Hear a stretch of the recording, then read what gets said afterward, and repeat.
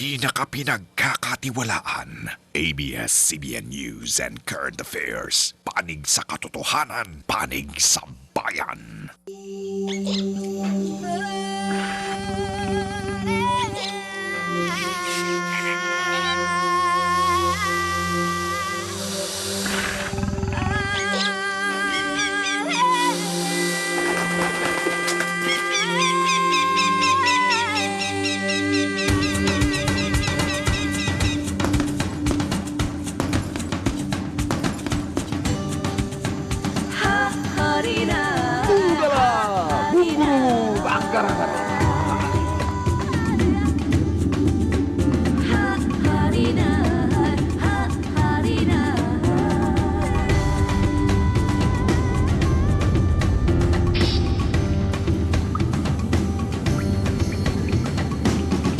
Himpapawid ang impormasyon, lakbayin, sakyan at sakupin ngayon.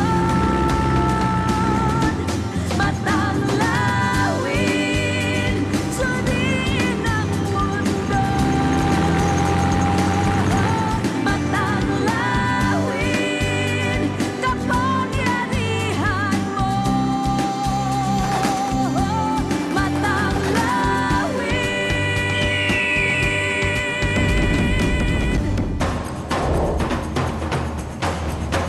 Magbabago na ang tingin mo sa mundo. Samahan niyo ako maglakbay tungo sa kaalaman, kilalanin ang Haring Ibon na dito lamang sa Pilipinas matatagpuan. Higit 1 milyong paniki ang masisilayan.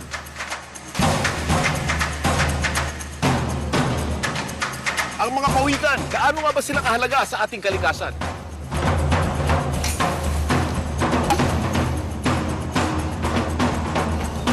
At tunghayan niyo ang paghaharap namin ni Pangil, ang pinakamabangis na uri ng reptile. Lahat aalamin, wala kaming di susungin. Ito po si Kuya Kim, Matanglawin.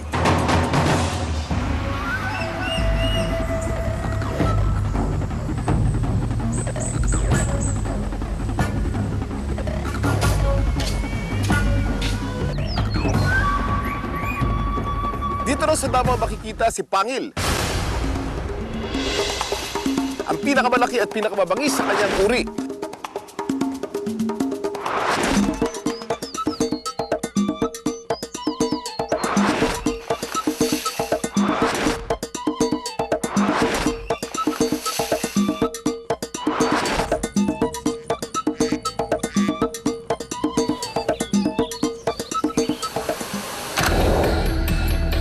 $65 million years ago, may isang malaking comet ang bumagsak sa mundo na nagdulot ng pagkaubos ng mga prehistoric animals. Nabuo ang Cretaceous period o mas kilala bilang Age of Reptiles. Tinawag ang mga ito bilang Archosaurs. Dahil sa kanyang bangis, ginawa siyang makapangyarihang Diyos sa Egypt, si Sobek. Naniniwala mga ito na kaya ni Sobek itama ang mali at isalba ang mga bumabagtas sa Nile River mula sa mga pababagsik na crocodiles na nakatira dito.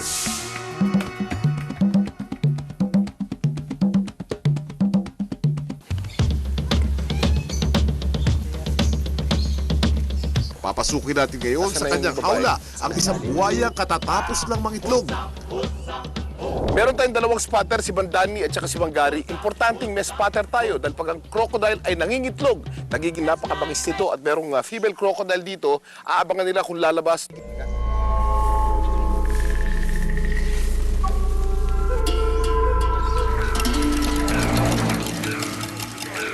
At sa pagkuha ng mga itlog sa pugad, kailangan ng matinding pag-iingat. Mapapansin nyo, ang bundok na ginagawa nila ay halong buhangin at mga damo. Importante yan para laging moist at laging humid. Hindi pwedeng matuyo at hindi pwedeng masyadong mainit ang kanilang mga pugad kundi matutuyo ang itlog. Sa paghukay ng itlog, kailangan dahan-dahan, ano? Dahil baka maalog at maiba ang posisyon. Hanapin natin. Yun! Halika, may itlog. Mamarkahan natin ang lapis ng ibabaw para alam natin kung anong ibabaw at anong ilalim. Kung paano nahanap, ganoon din ang posisyon ng paglagay dun sa lalagyan hanggang doon sa incubator. Importante ito para hindi ma-deform ang mga baby crocs sa loob ng itlog. Masyado kasing sensitive ang mga ito kapag nagagalaw. 47 ang nakolekta naming itlog. Papasok naman tayo ngayon sa nursery kung saan inaalagaan ng higit sa 100 baby crocodile.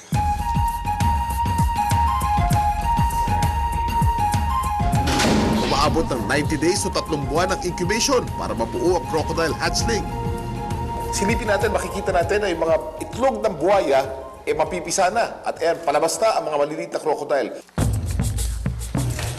Yan, kunang pupuha ang kayo pareho. Kung papakinggan nyo mabuti, mga baby crocodile ay umiiyak din, parang sanggol.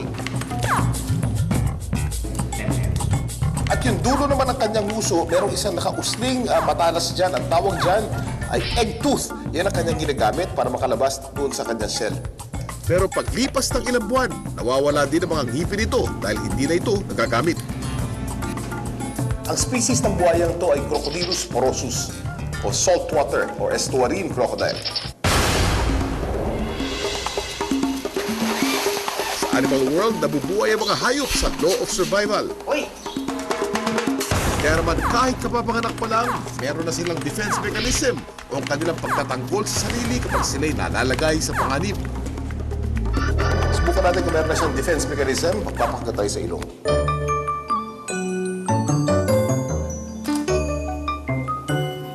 Wala pa, baby pa yun. Aray! Pagkatapos ng incubation, dinadala mga hatchling sa mga batsyang ito para ilubog sa tubig.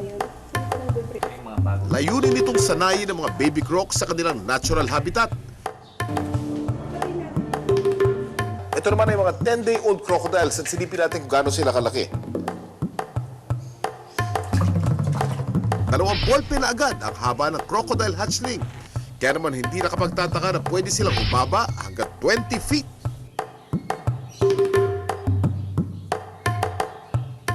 Ito ang normal na crocodile, makikita nyo diretsong buntot. Pero pag sumobrang init ng temperatura habang sila ini-incubate, ganito nangyayari sa kanilang buntot. Nagkakaroon ng malformation o distortion ng kanilang buntot at makikita nyo kulot-kulot. Nababawasan yung mobility nila, nahihirapan silang lumangoy kasi ang ginagamit nila talaga nito paglangoy yung kanilang tail. Nabubuhay ang mga crocodile hanggang 100 years. Pero ang mga may malformation aabot lang ng 10 taon. Makikita nyo, kahit baby pa lang ang buhaya, parang karayom na ang kanyang mga pangil. Subukan natin kung kakagatin tayo. Aray! Yun, bumaon. Ang pakiramdam parang natusok ka lang ng malilit na injection. Kapag nakaabot na ng 3 taon ang crocodile, tsaka lang malalaman ang kasarian nito. Ang tawag dito ay sexing. Paano naman natin malalaman kung babae o lalaki ang crocodile? Ang tawag sa puwanta ng crocodile ay cloaca. Pag pinasok mo yung daliri at may makapakang sex organ, ito'y wala, kaya ito'y babae. Ang mga lalaki may sex organ o ari, parang may nakaumbok sa loob ng cloaca o puwitan. Ang buhayan ito'y nakakondisyon na lumapit pagka feeding time. At ang ginagawa ng mga feeder dito, para sila'y lumapit, kinakalabog nila. Ito na lagyan ng pagkain.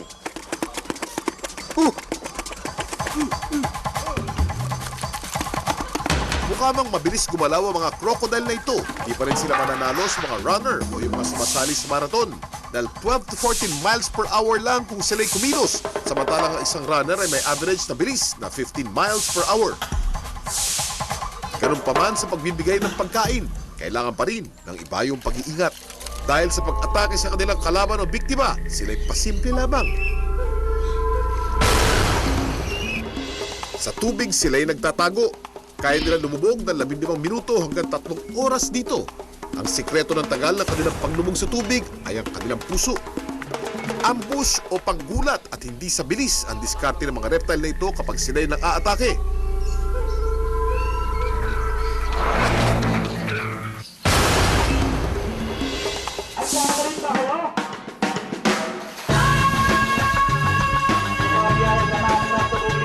Sila Winnie at June, bawa mga performer dito sa Crocodile Farm.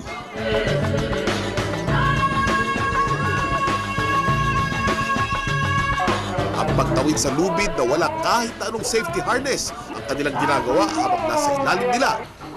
Waya, Pag mahulog ka, kung mo, kailangan lakas kang umalis. Pag hindi ka umalis, maabutan ka, kagat niya. At gaya nila, ang trabaho ng mga spotter at crocodile handler ay ganyan din kadelikado.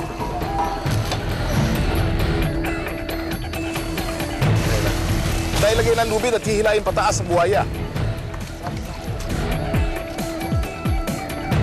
Sa paghuhuli ng buhaya, kailangan ay nakabanat ang katawan ng buhaya para hindi siya makabalikwas. May humihila ng buntot at may humihila ng ulo.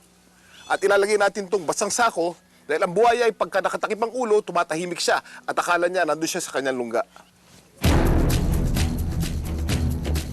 Makikita niyo talagang razor sharp ang pangil ng buhaya. Alam niyo bang may 200 hanggang 300 na ngipin kada taon ang nalalaga sa mga crocodile? Dahil matigas at may mga buto, karamihan sa kanilang mga kinakain, madaling nasisira ang kanilang mga ngipin. Ganong kabangis at katindi ang mga buhaya. Kaya naman, hindi ko na mahintay na makaharap si Pangil.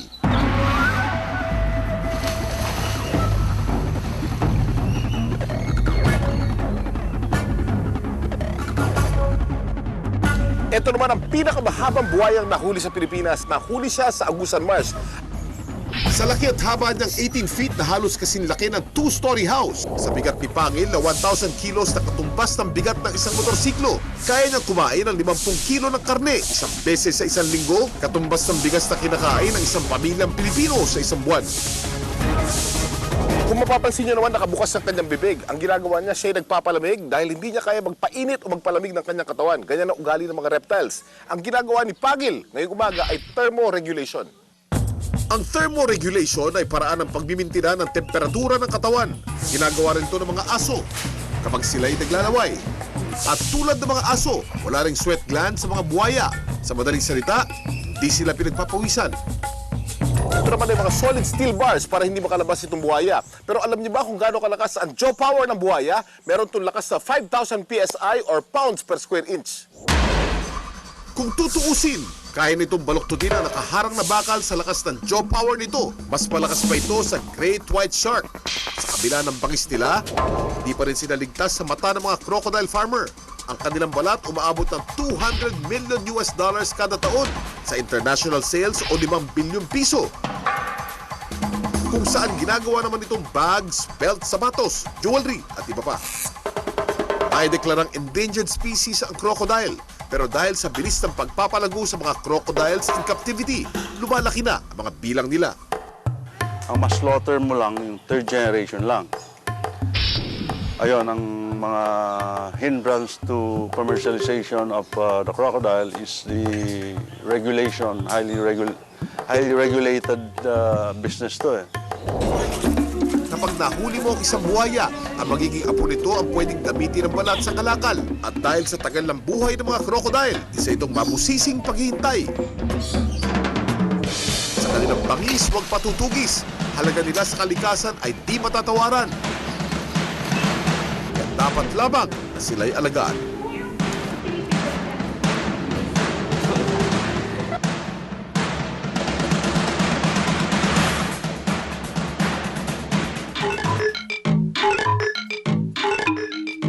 Iba na matatagpuan sa Davao ang pinakamalaking bulaklak sa buong mundo. Ito ay ang Rafflesia. Pero kung ang ibang bulaklak ay humahalimuyak sa bago, ang Rafflesia ay amoy laman ng nabubulok. Kaya tinawag itong corpse flower. Namumulaklak to tuwing October at tumatagal lang ng 2 o 3 araw ang bulaklak nito.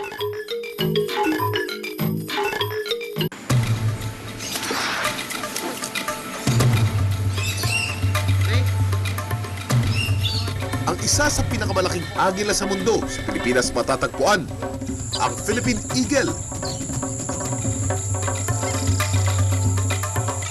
Ang programang ito ay hatid sa inyo ng Memo Plus Gold.